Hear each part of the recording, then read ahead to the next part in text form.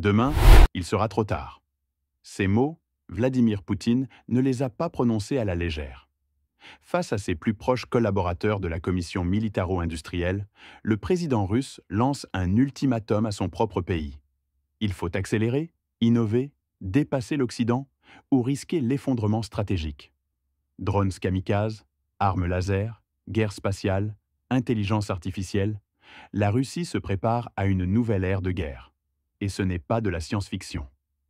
Dans cette vidéo, vous allez découvrir les annonces les plus alarmantes de Poutine, ce qu'elles signifient réellement pour l'avenir de la guerre, et pourquoi toutes les armées du monde observent la Russie en silence. Restez bien jusqu'au bout. Ce que vous allez entendre pourrait changer votre vision du conflit en Ukraine et de l'équilibre mondial.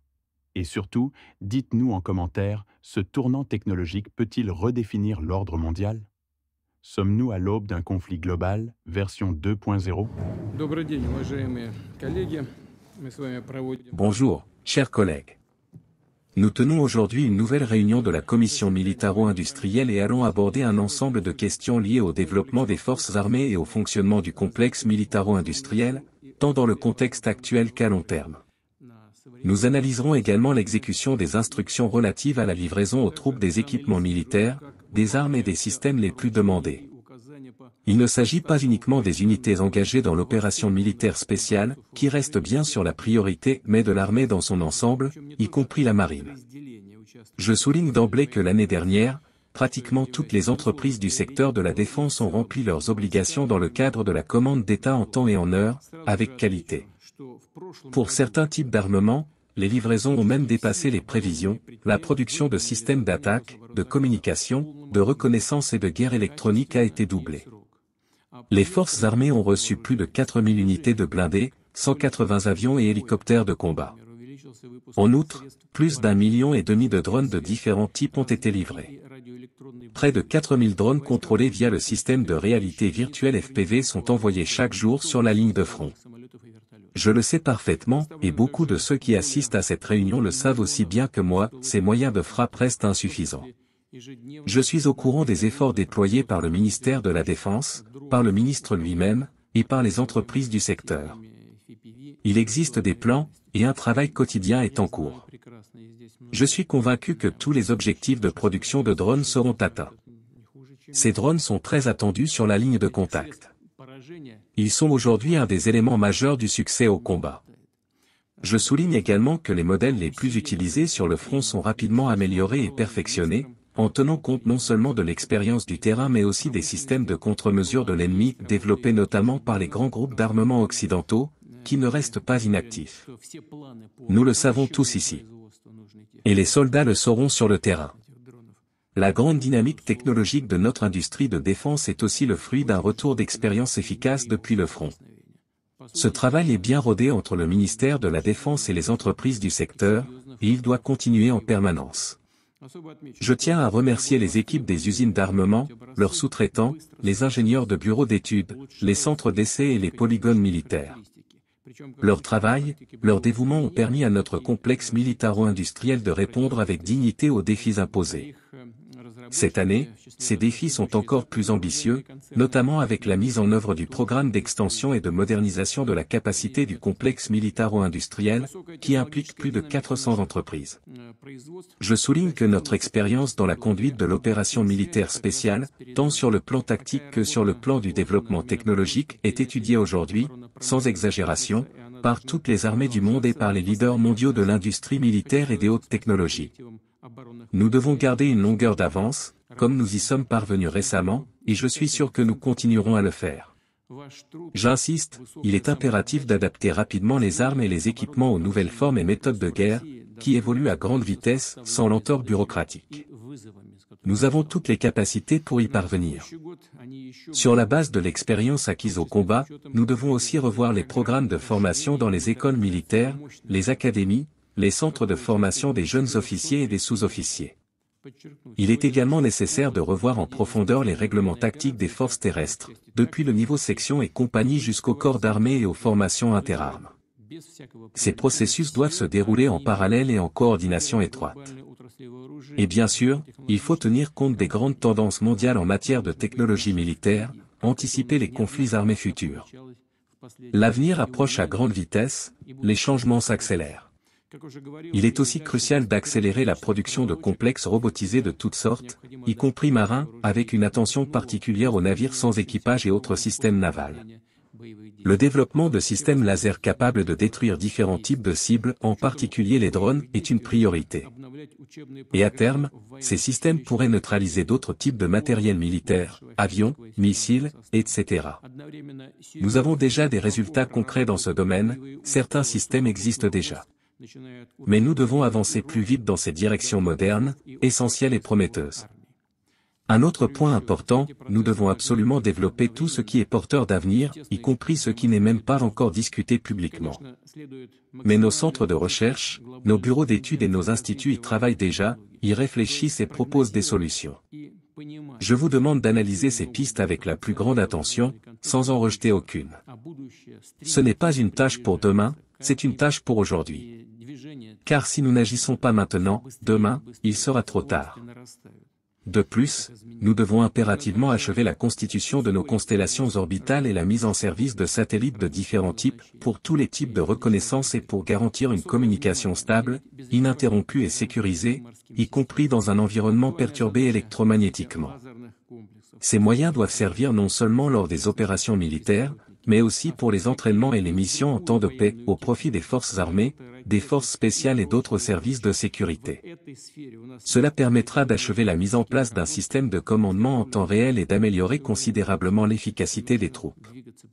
Enfin, nous devons également accélérer la production et l'utilisation de logiciels nationaux sécurisés et de solutions dans le domaine de l'intelligence artificielle.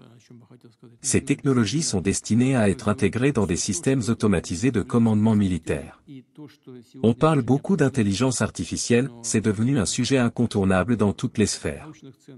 Mais vous devez bien comprendre, et je sais que vous le comprenez, que les possibilités offertes par l'IA sont colossales.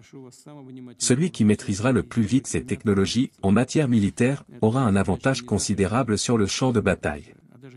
Il ne faut jamais l'oublier. Nous avons aussi d'autres idées et d'autres projets, nous en discuterons séparément. Dans ce discours, Vladimir Poutine ne s'adresse pas seulement à sa commission militaro-industrielle. Il s'adresse, indirectement, à l'ensemble de l'appareil militaire russe, mais aussi à l'Occident. Dès le début, le ton est donné, l'urgence. Lorsqu'il dit « demain, il sera trop tard », ce n'est pas simplement une figure de style. C'est un signal d'alarme, un appel à l'accélération tous azimuts dans le domaine de l'armement, de la technologie militaire, et de l'anticipation stratégique. Poutine commence par saluer l'efficacité du complexe militaro-industriel russe, en insistant sur le respect voire le dépassement des objectifs du programme de défense. Ce passage peut sembler anodin, mais il répond en réalité à une critique interne de plus en plus présente en Russie, la lenteur, parfois, de la production face aux besoins urgents du front ukrainien. Il rassure, l'appareil fonctionne, les drones arrivent, les blindés sont livrés, les avions produits. Mais il nuance aussitôt et c'est là tout l'enjeu, ça ne suffit pas. Et c'est là que le discours bascule. Poutine insiste sur les drones FPV, ces drones de première ligne pilotés en réalité virtuelle, qui sont devenus, selon lui, l'un des éléments clés de la supériorité tactique sur le terrain. Il évoque leur nombre 4000 envoyés chaque jour mais reconnaît leur insuffisance chronique. Ce constat lucide montre que malgré les chiffres impressionnants, la Russie fait toujours face à un déficit technologique dans certains domaines, notamment celui de la guerre électronique, où l'Occident conserve une avance. Et c'est ici que l'analyse devient cruciale, ce discours n'est pas seulement un bilan, c'est un plan de transformation militaire. Il appelle à une adaptation constante, à une réponse rapide face à l'évolution des tactiques ennemies, et à une interaction directe entre le front et les usines d'armement. Autrement dit, il veut une armée qui apprend, qui s'adapte en temps réel, et surtout qui anticipe. Mais plus encore, Poutine évoque une réalité que peu de dirigeants osent affirmer publiquement, toutes les armées du monde observent la guerre en Ukraine pour en tirer des leçons. Ce n'est pas simplement un conflit régional, c'est un laboratoire mondial de la guerre moderne. Et à ce titre, dit-il, la Russie doit rester un pas en avant. À ce moment du discours, le message devient presque doctrinal. Ce qu'il dit, c'est que le prochain conflit mondial ne se gagnera pas avec les armes d'aujourd'hui. Il se gagnera avec les technologies de demain, et c'est maintenant qu'il faut les développer. Il parle d'armes laser, de systèmes robotiques, de drones maritimes, et même d'intelligence artificielle intégrée dans les systèmes d'armement. Ce n'est pas simplement un fantasme futuriste. C'est une feuille de route, une vision stratégique assumée.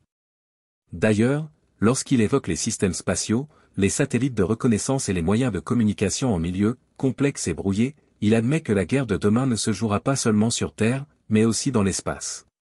Et c'est là un tournant décisif dans la doctrine militaire russe, la maîtrise du cyberespace et de l'espace orbital devient une condition de la suprématie militaire. En parallèle, il insiste sur la modernisation des formations militaires. Cela signifie que l'armée russe doit penser différemment, dès les écoles de formation. Il parle de réécrire les manuels, d'intégrer le retour du front dans la pédagogie. C'est un appel à une réforme structurelle profonde, qui va bien au-delà de la production d'armes, c'est une refonte complète de la manière dont la Russie prépare ses soldats.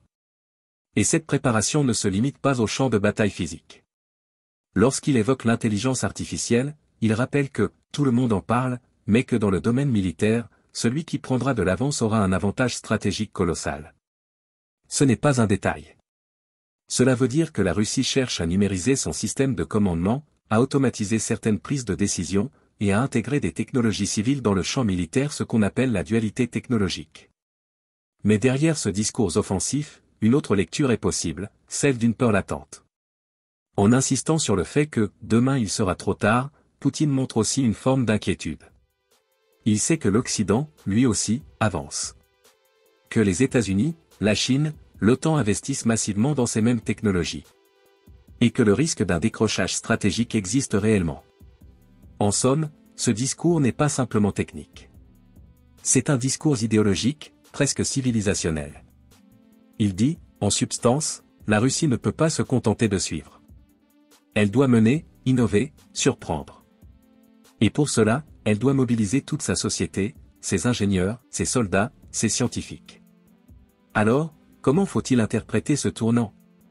Est-ce le signe d'une préparation à un affrontement de plus grande ampleur? D'un élargissement du conflit au-delà de l'Ukraine? Ou bien d'une course contre la montre pour ne pas perdre la guerre technologique du XXIe siècle? C'est à chacun de se faire son idée.